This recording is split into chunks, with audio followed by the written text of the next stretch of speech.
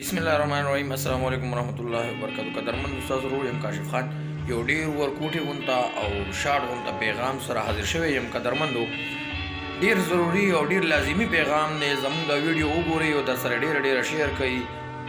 یو میسج دی پکې ټولو خلکو ته فارورډ کړئ. قدرمندو که تاسو خیال کړئ مخکې به خلکو له میسج راتلو چې تاسو بېنظیر انکم سپورټ کې دونه پیسې راوتي او دونه پیسې راوتي په دغه طور طریقه به د ګڼکپانو خلکو نه پیسې وهلي.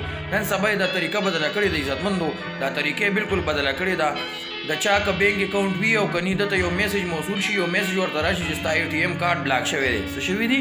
ستاسو اے ټي ایم کارت بلاک شوی دی. ته لاړ شه بینک ته لاړ شه اے ټي ایم ته لاړ شه خپل هغه پین کوډ ماته ووایه ټول ډیټیل درنه واخلي. قدرمندو یو سړی دونه لالچي کي چې هغه په ځان باندې بالکل پوه نه شي او هغه ټول ډیټیل دې نه واخلي. قدرمندو زما د سترګو د وړاندې خبره ده کومه چې بله ورځ یو واقعه شوې ده یو کس سره.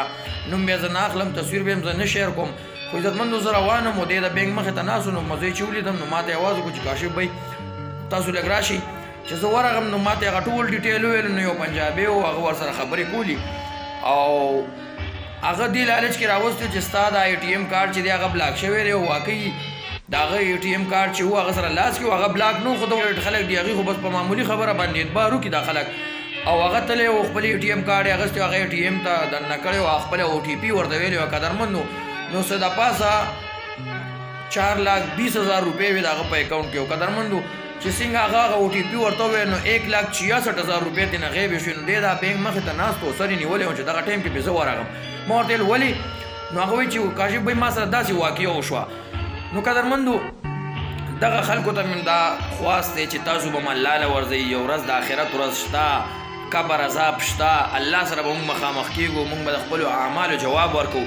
د الله خاطر وکړئ. یو سړي به په غریبۍ کې په ناچارۍ کې څه ضرورت دی مړي ژوندي کفن له به پیسې ایښې وي او هغه تاسو دوی نه په دغه طریقه باندې وهئ. نو ډېر د افسوس مقام دی. زه خو بې انتهایي خفه شو چې د داسې قسمه خلکو سزا به څه وي د الله په نس باندې. نو الله دې دغه خلک په خپل عذاب کې ککړ کړي او دغه دې په خپل عذاب کې واچي چې د یو سړي د مریض پیسې یا د بل څه پیسې هغه دوی په دغه طریقه باندې دي نه وایي. نو قدرمندو دغه قسمه خلکو ته مې دا درخواست دی چې مهرباني وکړئ د خلکو په لالچو کې مه راځئ د خلکو په خبرو کې مه راځئ.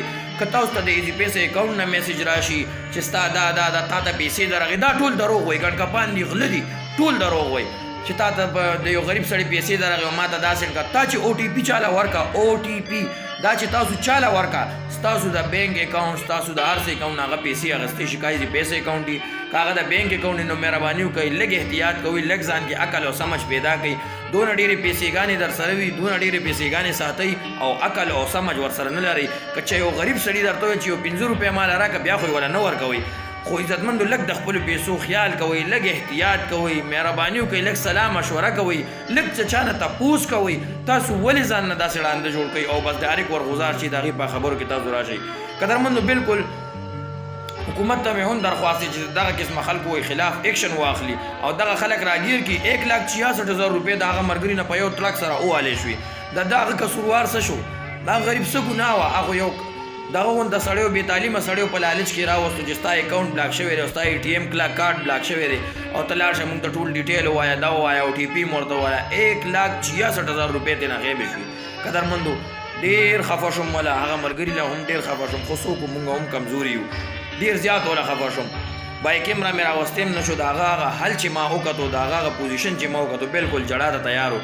قدرمنو دغه قسمه خلکو خبرو کې مه راځئ مه چاته او ټي پي ورکوئ. که د بینک اکاونټ ستا بلاک شي نو دا بینک څه معمولي شی نه دی چې ستا پیسې به وخوري. هغې ته ویزټ وکړه هغې ته لاړ شه هلته به ستا ټول هر څه ټیک شي. نو ضرورت څه دی چې په موبایلو باندې خلکو ته خپل ډیټیل وایي او خپل هر څه وله ورکوئ خپل معلومات وله په خپله ورکوئ او بیا وایي موږ نه پیسې